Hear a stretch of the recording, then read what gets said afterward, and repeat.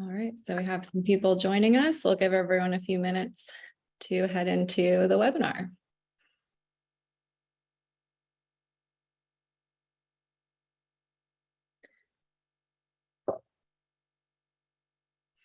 Hi, everyone. Welcome to today's webinar. We'll just give everyone a few more minutes to join.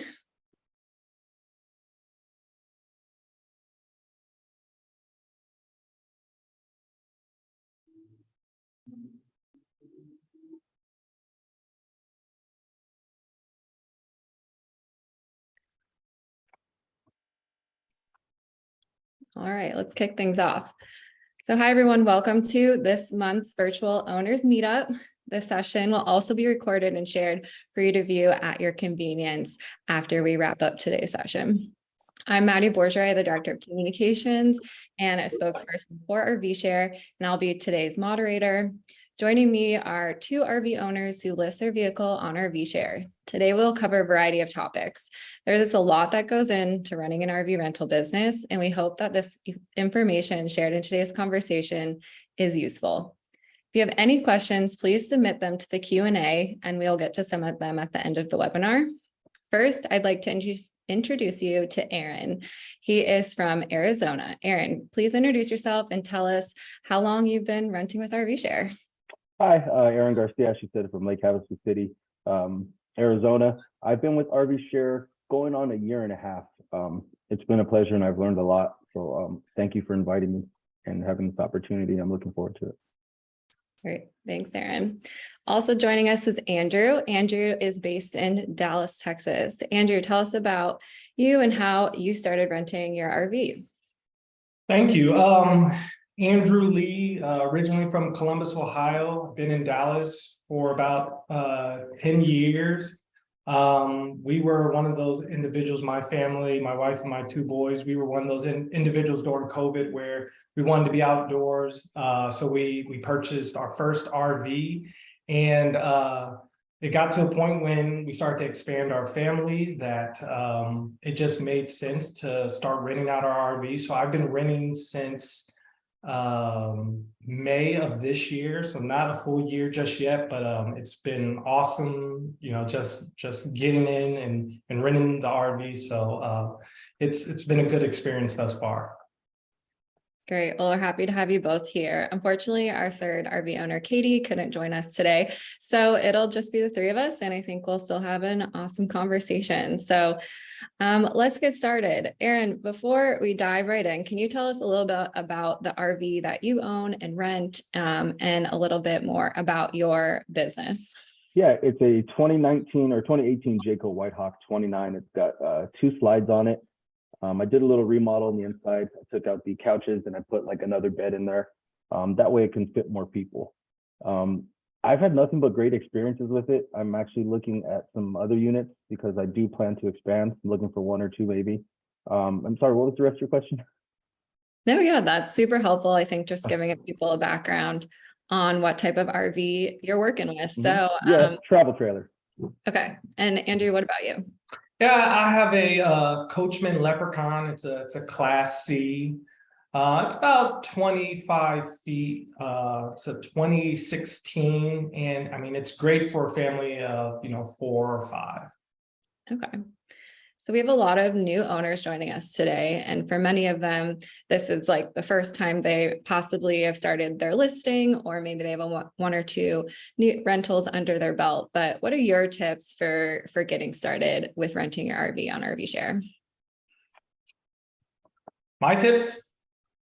Yeah. Okay. So I think my first tip would be, kind of create a plan and have fun. I think initially when I started, I really didn't have a perfect plan around, how do I deliver a great experience during the drop off and pickup time? How do I continue to make sure that the renters are comfortable with communicating with me throughout the trip? And so after I started to do, mini rentals, I started to realize, once you have a good plan and you know how to execute on it, then you just add the fun towards it.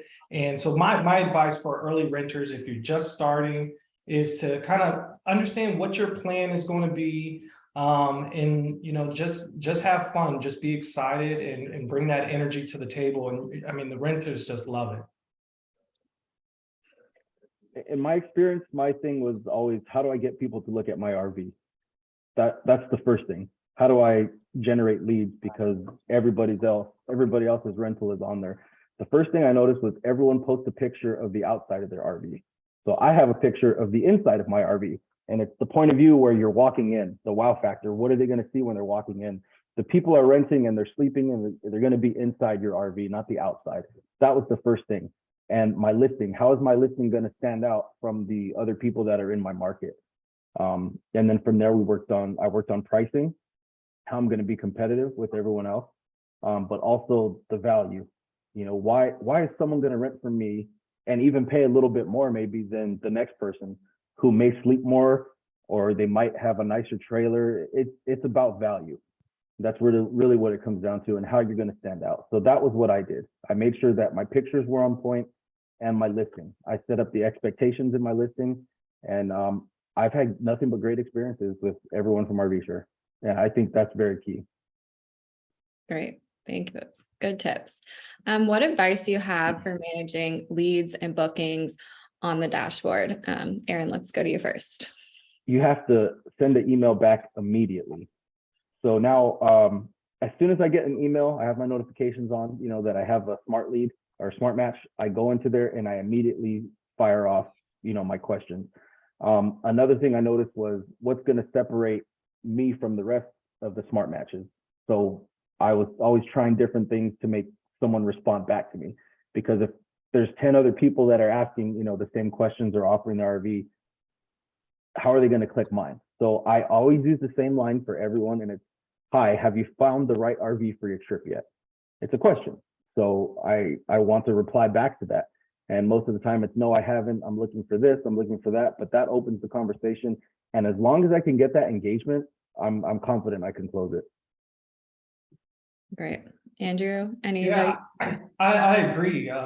Similar to Aaron, I have notifications set up. I use some type of automation with my Gmail account where I actually get a text message from a smart match. Smart. I want to make sure I jump on it right away. I want to make sure I communicate as quick as possible, and I have constant communication, and consistent communication around, just getting to evaluate that lead, getting to understand, who that potential renter is, and seeing if our RV is perfect for them. I've even looked at, when it comes to lead generations, exploring like Google ad clicks, because you can, if you have an LLC and you set up your Google business profile, I think there's some benefits at, driving traffic towards your RVshare listing through Google. And so there's just many different angles at how you can try to tackle leads. And, so far, everything has been just perfect with like the smart match, or just, just having individuals just coming in and inquiring about a booking request. Yeah, that's a great tip about the email specifically from RVshare. I'm sure there's a way to filter it through so you get those pings or know when those emails are coming through. So just to reiterate that for everyone, I think that's a good tip. That's important. You have to look at that like that's money, that's potential business there, and you have to be really quick. And when a customer sees that, then it sort of sets the tone for the rest of your trip with them. You always have constant communication. They can call you 24/7. If they have any questions, whatever it is, contact me. I'm going to reply right away. I'm going to be all over it. Yeah, that's great. And we definitely at RVshare enjoy and appreciate that kind of behavior, because, of course, a listing that a renter doesn't get response from is waiting 24 hours. That's a really bad user experience. So it helps all of us when we all are good actors on the site and being responsive to our customers.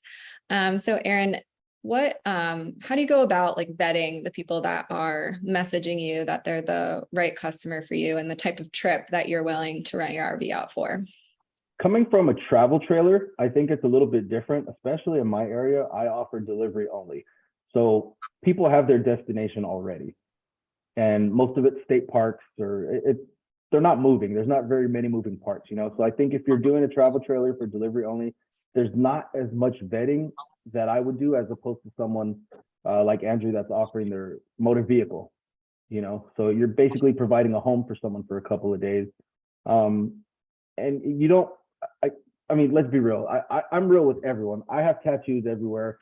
I'm as real as it gets, you know, with everyone. So I'm not gonna ask qualifying questions that's gonna discount any sort of business. You know, you have to trust that RVshare sends you the lead. They do the verification process, and then, you know, go with your gut. Right. So Correct. with travel trailer, I think it's a little bit different than something that's motorized. And on your listing, do you put our delivery only kind of upfront? Yes, absolutely. Okay. Mhm. That's probably helpful to make sure that only people are reaching out for that. And do you find the majority already have a campground booked, or do you have to walk them through that process? For my area, all of them have a campground booked already. I haven't had that yet, but if they needed help, I wouldn't mind helping them at all. There's plenty of places to camp out here locally, but yeah, most of them understand that. Awesome. Andrew, what about you? Yeah, so I mean, Aaron is right, highlighting that with a Class C, you know, driving RV, there is a vetting process that I encourage all owners to do. And it's not really hard. It's just a couple of key questions that when I get a booking request, that I just kind of go through those questions. Some of those questions are tied to, you know, are they first-time renters? Have they ever, you know, driven a Class C RV before?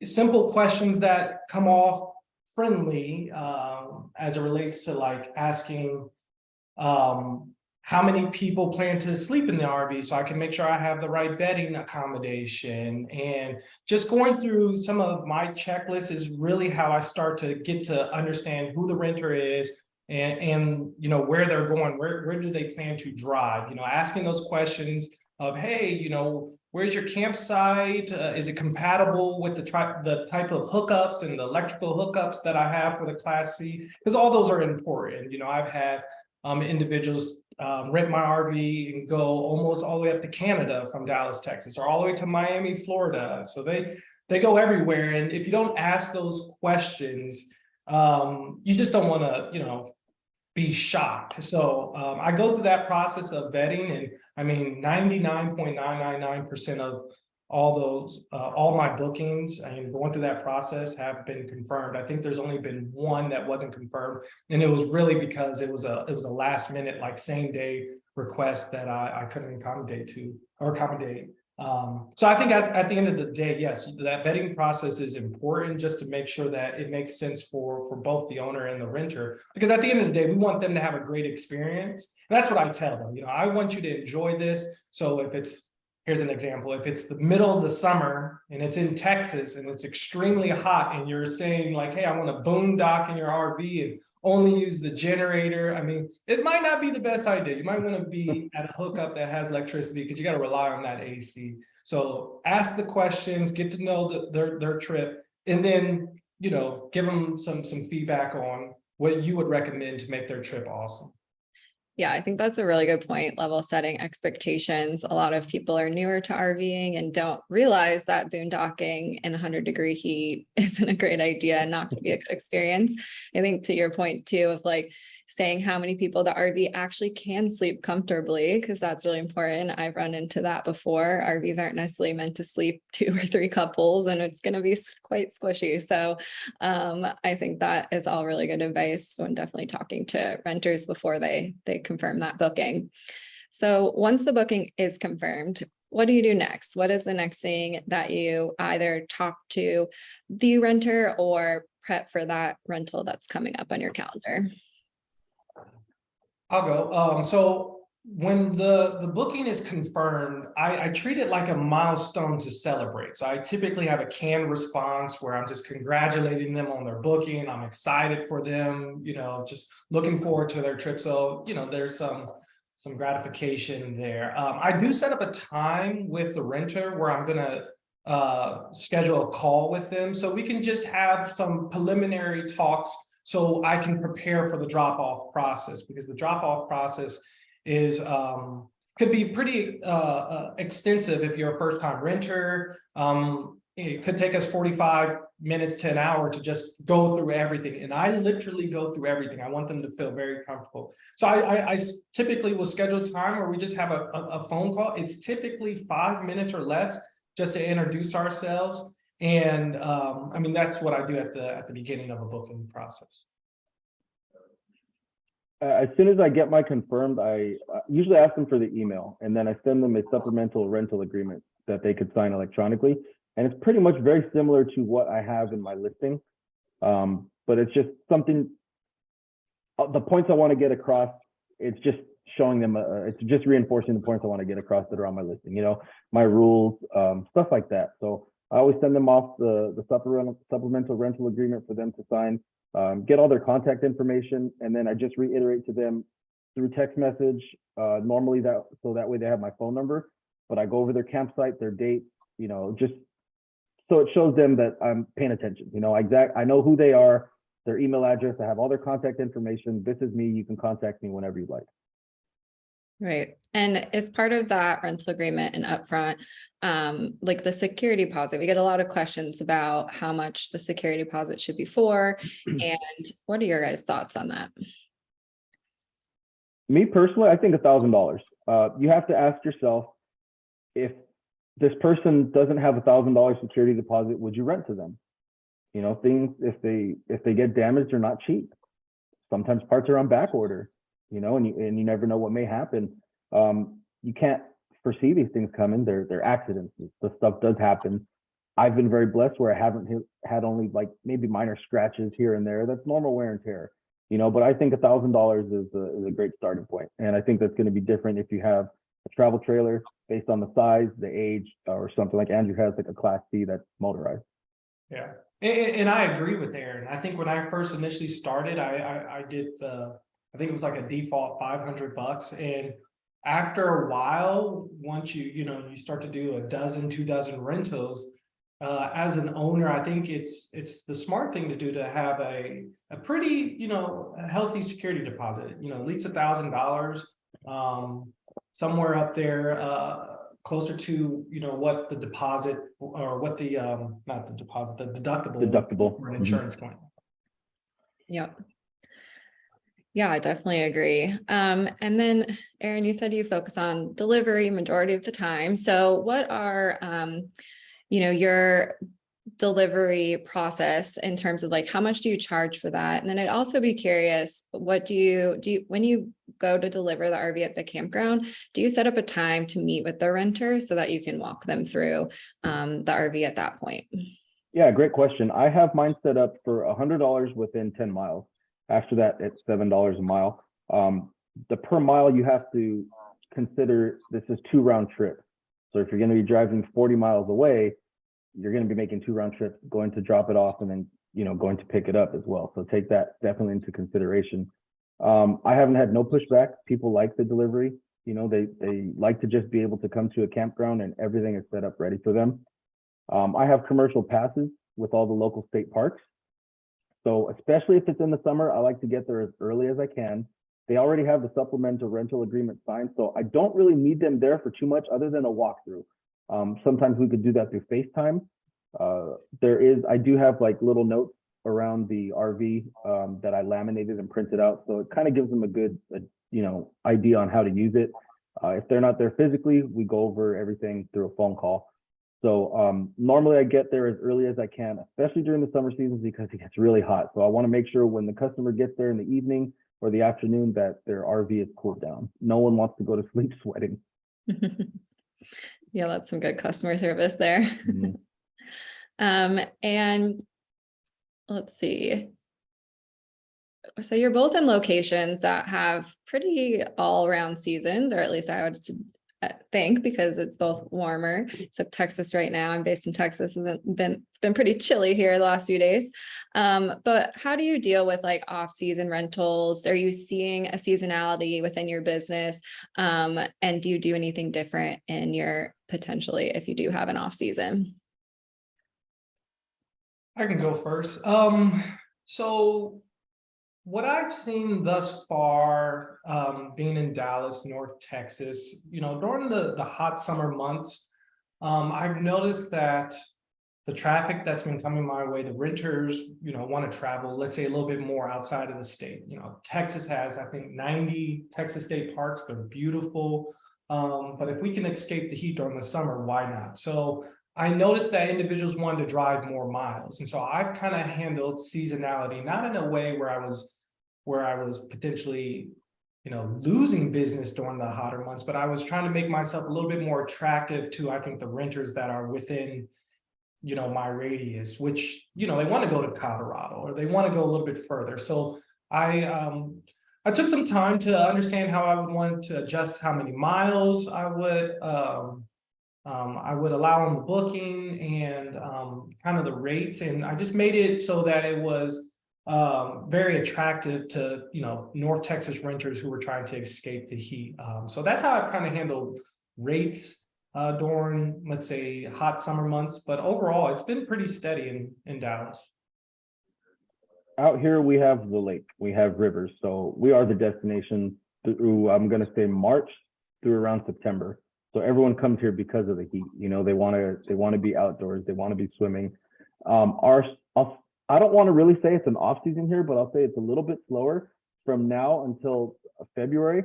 But what I noticed is that in my location, the summer months, the on season, people are well planned ahead of time. I already have bookings, through next year. The slower months, it's all dry camping because we have a lot of off-roading as well. But those people I find are more within the next week or two, they want to travel. They want to do some dry camping because there's a race going down or there's some sort of event that's happening out here. So I'll say for me, it's definitely better during the summer months because I know what my summer's going to look like already. I still do get business in the off season. It's just a shorter time frame. Someone wants to go somewhere this weekend, they want it now. But I also lower my rates a little bit, to try to be competitive with everyone else. Yeah, that's a really good point that I think all RV owners and that are renting should take into consideration is a seasonality for pricing. It'd be crazy if a hotel priced their hotels the same amount on New Year's Eve as they did in a random day in February, right? So it's like really taking consideration when your peak seasons are, raising your rates at that time, which really could bring you in more income from this type of business. Yes, all of my rates during all the holidays, they go up. I mean, everywhere else does that. Don't feel guilty doing that. I've heard people say they want to keep their rates the same. At the end of the day, this is a business and we're here to make money off of it. So despite what you see on the news or the economy, this and that, people have money, they're going to spend it. People are always going to have money and there's someone that needs to spend it. They want to have fun. So yes, absolutely. Take that into consideration. Yeah. So let's go ahead, Andrew. I was just going to say, I agree with Aaron. Make sure you have the right weekend rates and holiday rates.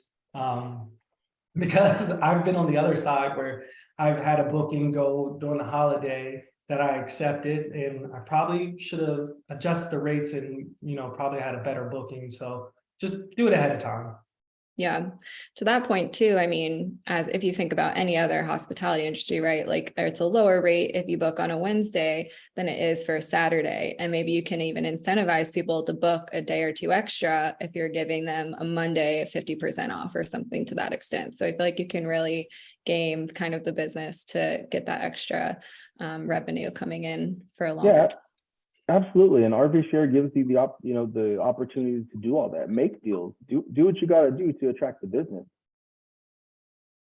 Definitely. So let's pivot to amenities. What kind of things do you guys offer in your type of in your listing?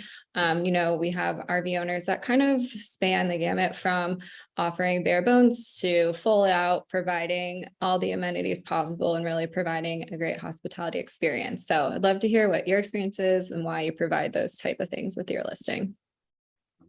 So the first year, I went all out. I want to make sure I have bedding, I have pillows, I have towels. I want this to be a hotel. They need to bring nothing, just all you need is you and food. That's it. I want to be the ultimate experience.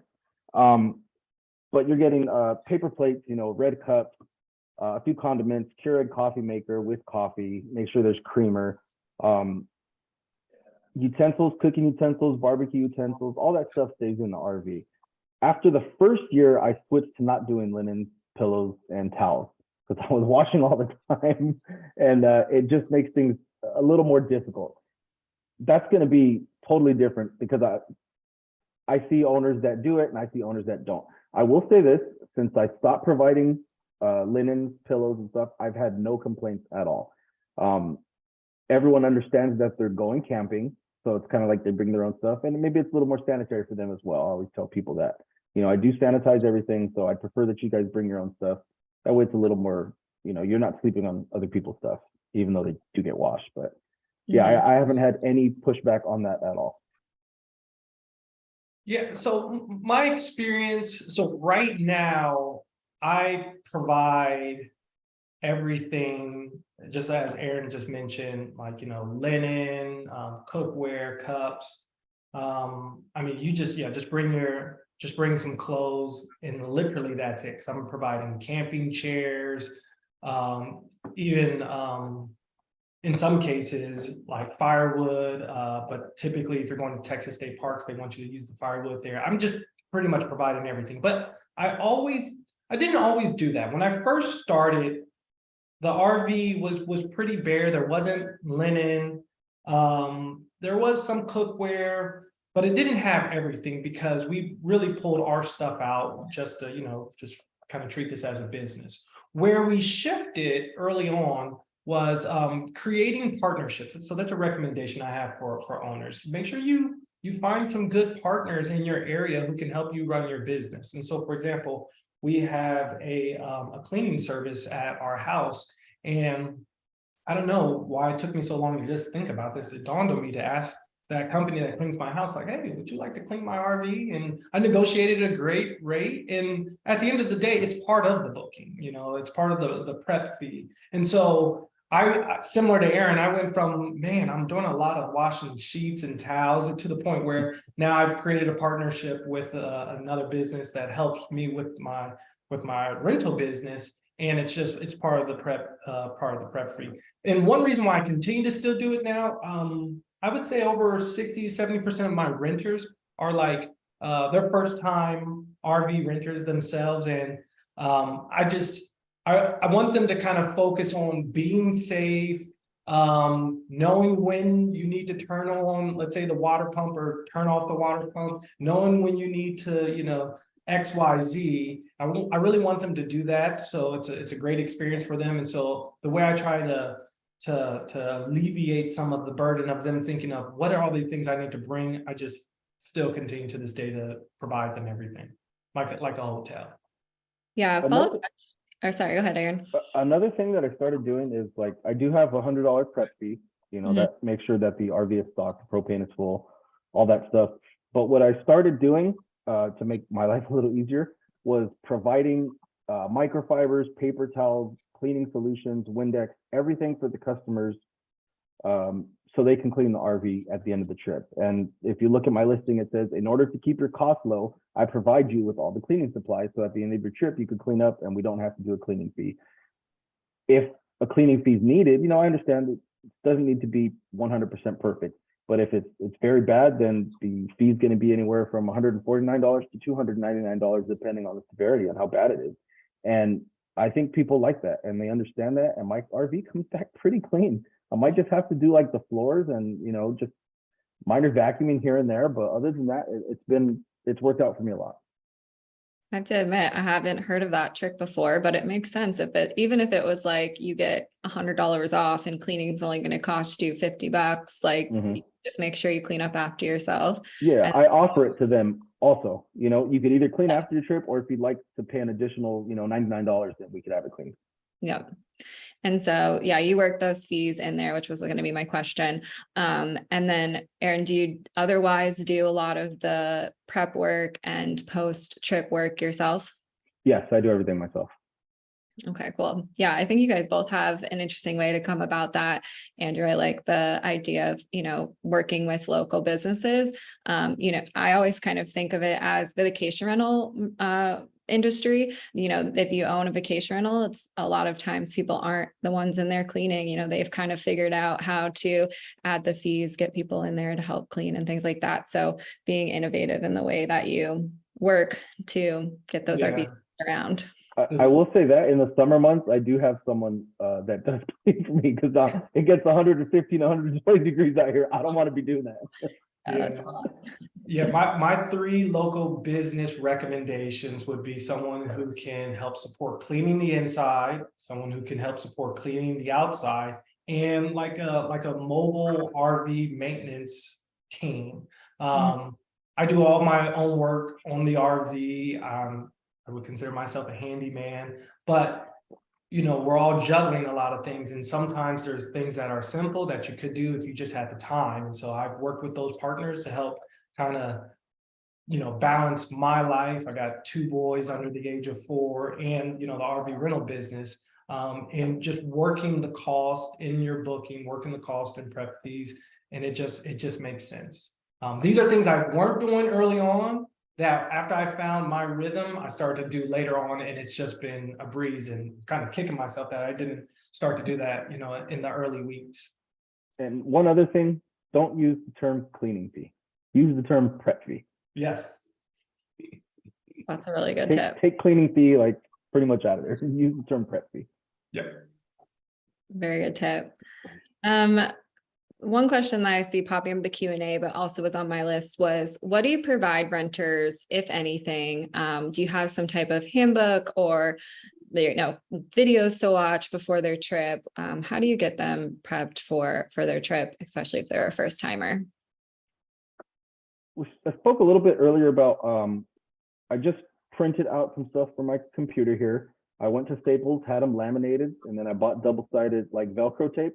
So as soon as you walk in, there's the main control panel, and it tells you how to work. Everything is labeled also. I put labels on there, the main awning light, the water pump. Use this if you're dry camping and you need water. It just basically gives them a guide, because sometimes they're out there and they might not have internet either. And if you're not there, to do a thorough walkthrough, they're going to have these questions, So you just need to have something, little notes around the RV help. They go a long way. Yeah, same. I mean, Aaron's spot on.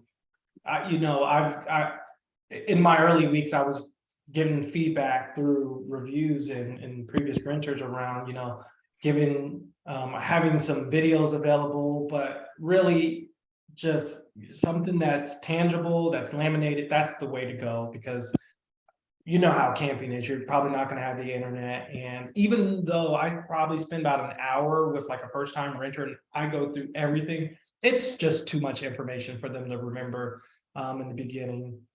So I recommend every owner just find the time to just write some things out and get something tangible that you can always give your renter. That's a great point, Andrew. When you're doing a walkthrough with someone, you can't expect them to understand and remember everything that you're telling them. It's not going to happen. You're going to lose their attention after a couple minutes, especially if it's someone that has maybe a little bit of experience. But I know what I'm doing. It's cool, but you have to make sure that there is stuff there physically for them, just in case they don't know. People are going to forget things. Yep. So as far as control panel, like black tank, gray tank, it has it all broken down, what it does and what they need to check for if they need to empty it. So I think that's having a handbook, something tangible, as Andrew said, is paramount to success. Let's see. Next question was that. Sorry, I lost my spot. And then when they're on the road, how often do you communicate with renters and make yourself available to them if they have questions? I can go. I make myself available to them 24/7. I really want them to enjoy this experience and feel that if anything starts to go wrong, that they can call me or text me. Majority of my renters, they just text me. They prefer to just text back and forth. And I've had certain text messages where a renter was like at a gas station and the steering wheel got locked, and I said, oh well, that's how you unlock the steering wheel. Or just a text message of how do we pull out the awning, even though we went over it, and even though they have something tangible. It's always great to make sure that they feel comfortable, that they can reach out, call you, or text you anytime. So I make myself available to them, and no one's called me at, let's say, 2 or 3 in the morning. It's just been typical standard communication, just back and forth during normal hours. The morning after I deliver, it's like clockwork. Around 8 a.m. I send them a text message. Hope you had a great night. How's everything? You know, I want them to give me feedback. If they have any questions, that's usually when they'll let me know, or they'll say, hey, it's great. And I don't really have too much contact with them. I let them have their trip. You know, I always let them know that I'm a phone call away. Usually 4 or 5 p.m. before pickup, the night before pickup, I'll send them a text message reminding them what time I'll be there. Hope they have a great trip. And that's pretty much my process. Great. And just to give everyone a reminder, we are doing a Q&A portion here in about 5 minutes. So if you have any questions, we'll be reading through those. Let's see. If you have any repeat customers, or, you already have these customers that are coming and renting and staying in your RV, and do you do anything to, encourage their repeat booking in the future? I have in the past, absolutely. If I tell them, because you're going to be, it's all in the expectation and how you talk to people. I don't tell anyone, hey, if you ever want to come back, I tell them, because you're going to come back and rent for me again, I'm going to give you 10% off the nightly rate. Be confident, tell them what's going to happen, Don't give them a if. They had a great experience. They had a lot of fun. Tell them that they're going to come back again. And if they do, great. If they don't, at least you're pretty confident with yourself. It's all in the way you speak with people. Yeah, same. I mean, I've had a couple repeat customers, and I've given them the same feedback. We like repeat customers because they know your equipment, they know you, and it's just great business. So I offer discounts. I actually have a customer, since I have a Class C RV. Her family, they drive between Dallas and San Antonio all the time, and they actually use the RV as a transportation for their family more than a camping vehicle. And so I always want them to feel like they can always book with me anytime they're traveling and bring their family between Dallas and San Antonio. And I think they probably booked me maybe 6 or 7 times. That's awesome. When you offer an incentive for repeat service, don't do a percentage off the entire total. Don't do like a free delivery or something like that. Do X amount of dollars off the nightly rate.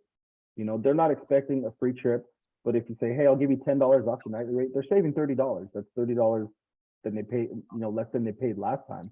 But if you're doing percentage wise, you're going to be giving away more. So that's my recommendation. Do a X amount of dollars off the nightly rate. Good, great tip.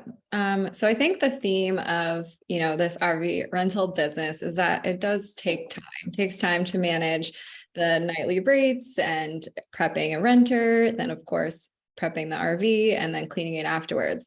So can you guys tell us a little bit about how you manage this? And if you do have a full-time job, like what is any tips to just keeping yourselves organized and being able to, do a rental business correctly, but also might not be your full-time gig?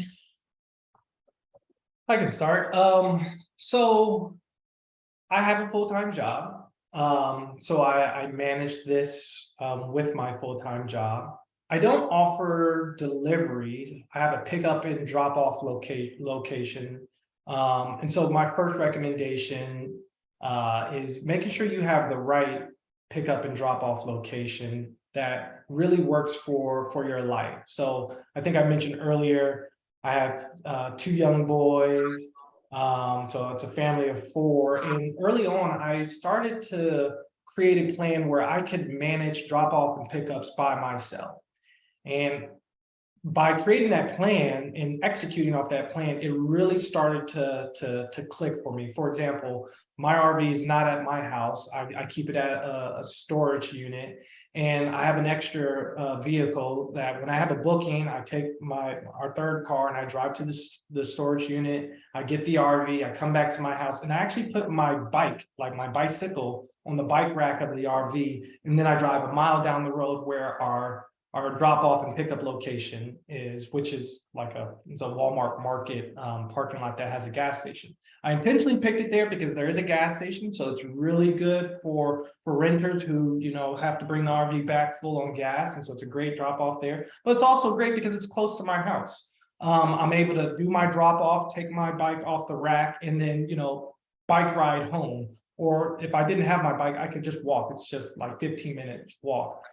So that's the fun for me. You know, I'm able to manage this by myself with my family, with my full-time job. And I kind of feel like I get a workout out of it. You know, I get to, you know, hike a mile back home. So I always recommend, you know, finding a location that really works for you, that, you know, can really help you fit, you know, owning this business if you have a full-time job, and not make it feel like, oh man, you know, I'm fearful of continuing to publish my listing because I don't know if I can manage, you know, the drop-offs or the pickups when I have all these other things going. So just come up with a plan that works, and again, just have fun with it.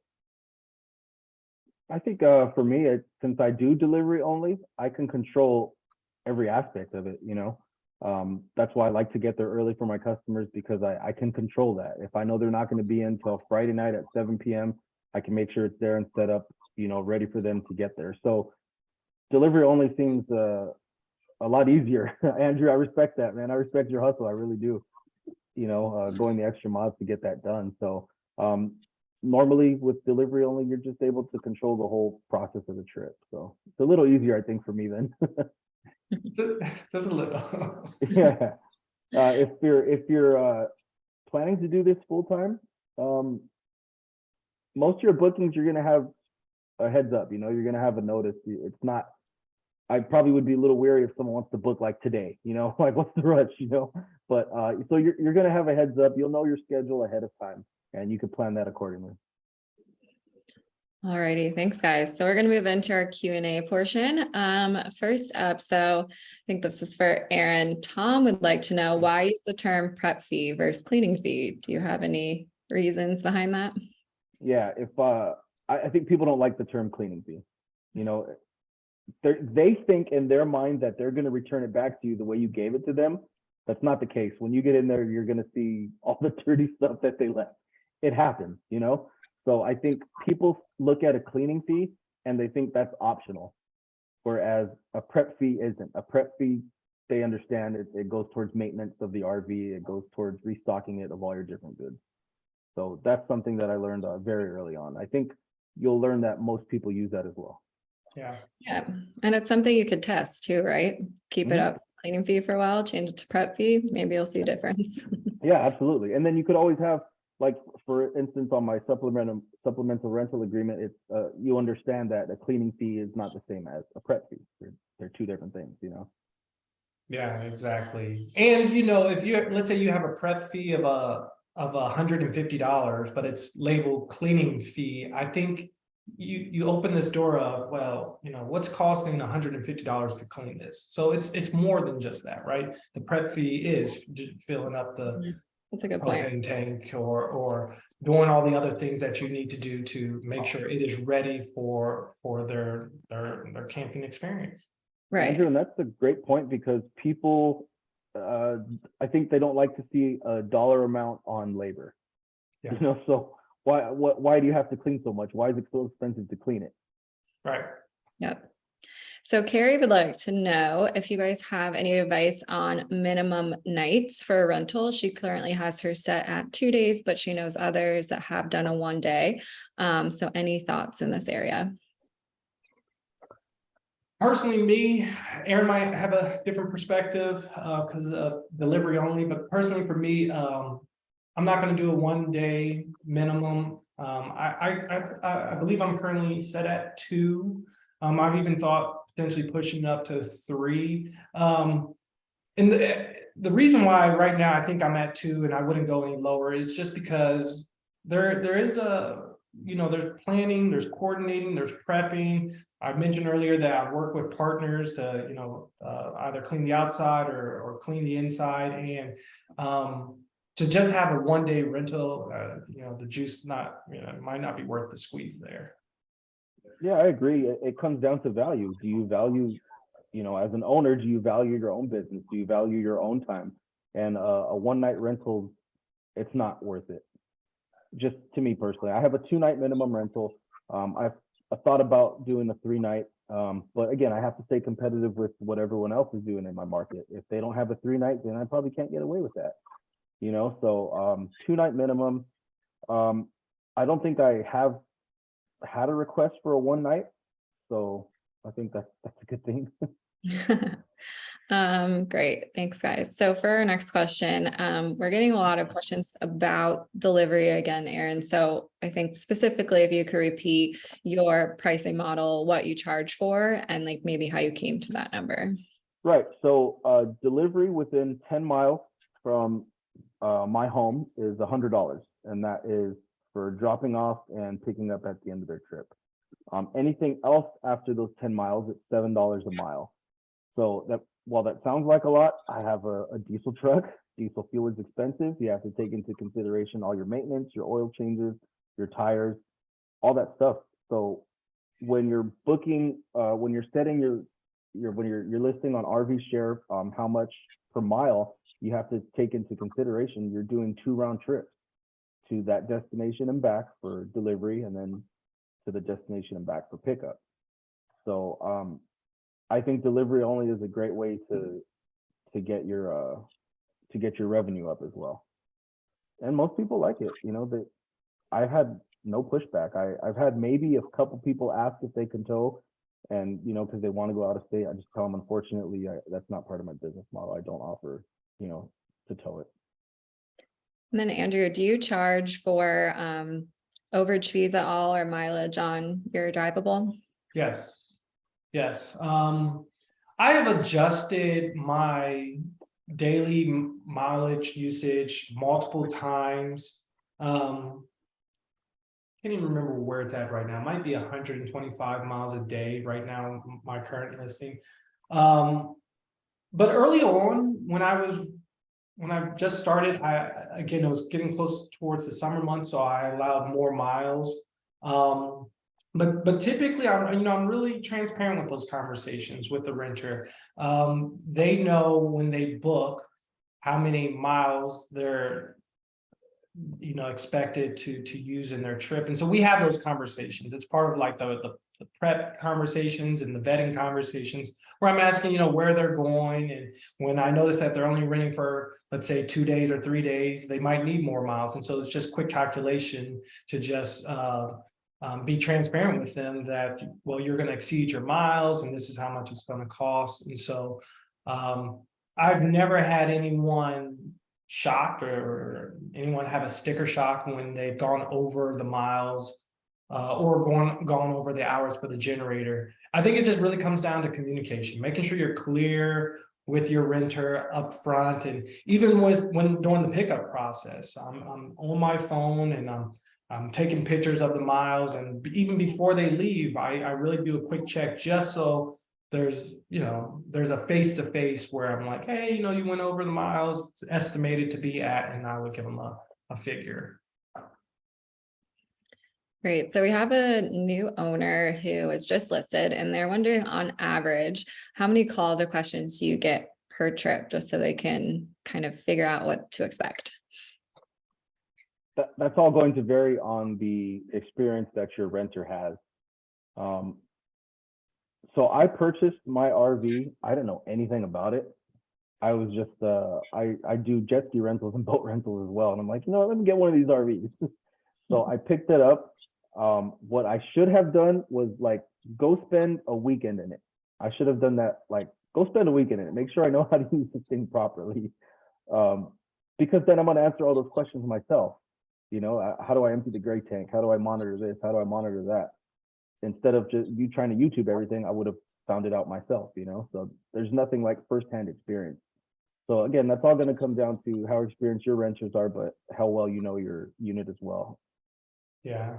I agree. I think it's a toss-up, maybe 50-50. 50% of my bookings, I don't hear anything. It's just during their trip, I don't get a text message or a call. And then I have the other 50% who might just text me and ask, a simple question. And it's typically just like a one-word response or just a couple words back and forth.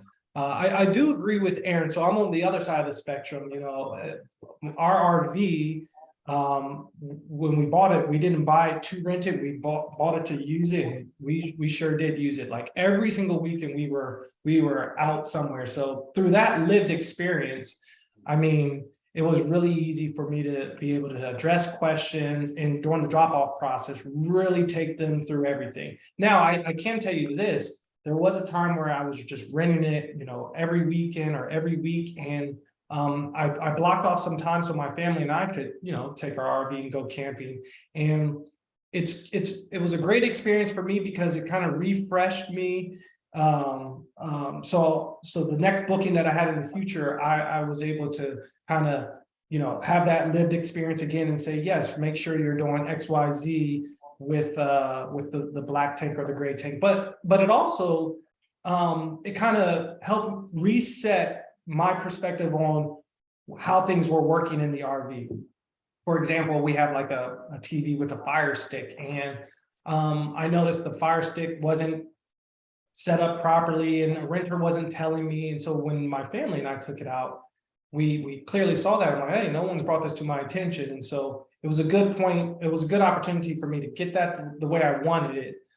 So, future trips, it's just pretty straightforward, and, the renters have a good experience, and they typically, don't reach out during their reservation.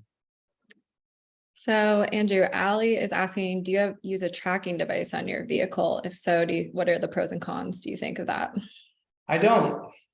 I've thought about this. I'm getting spammed on my phone because I've mentioned it one time. I'm not endorsing Verizon Connect, but Verizon Connect reaches out to me all the time about one of those dongles that plug up into the computer. So I am considering it. Again, I'm transparent with my renters. We talk about their trip. They let me know where they're going. I don't track my RV right now, but I'm not opposed to doing it. I actually track mine being delivery only still. You just never know. I mean, you never know. Someone will pull up to it and off it goes. Maybe not my renter, but maybe I'm not there when I need to pick it up, and at least I know where it's at. I use something called Tracky. It's like $20 a month, and I use that for all my jet skis as well. That's more from a safety standpoint. But yeah, I just want to know that my RV is there, and it has geofencing, so if it happens to move, I know immediately. Sure. Small price to pay for reassurance. Yeah. Ricardo is asking, how much do you charge a night, Aaron? $175 a night is what I currently am at. And I think I knocked it down to $149 a night off season. So yeah, about $175. That's a little higher than what my general area is, but I have a nice RV. It's worth it, and I know the service that they're going to get. We have another question about black and gray tanks. Is it included in the prep fee, or would some renters feel like emptying the tanks is part of that prep fee, or how do you deal with that in terms of dumping? I can go. So it's not included in the prep fee. It's actually an optional charge. And so it's part of the drop-off process. When I'm communicating with the renter, I'm asking those questions, do they plan to empty the tanks? I have some renters who choose not to use the facilities or the shower or anything inside it. They use it to sleep. So when we have those conversations, I can clearly see those renters who are, let's say, not that comfortable, and I quickly beat them to the punch here, and I'm saying, hey, I offer a service where I will empty the black and gray tanks for you. It's I think it's like $35 because the place right around the corner from my house charges me like $20. So I offer it as an optional service that I just tag on at the pickup location if they choose to not empty the tanks. Mine is dependent on their campsite. If I know where they're camping, I generally know if they have full hookups or not. If there's no hookups, then I do charge for it. I believe I charge $49 for emptying both tanks. I flush them probably about 3 or 4 times. I fill them up and flush them. I just make sure they're good after every trip.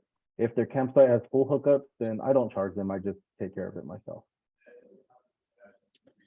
Okay, next question. How do you ensure a renter is a good renter and will take care of your RV?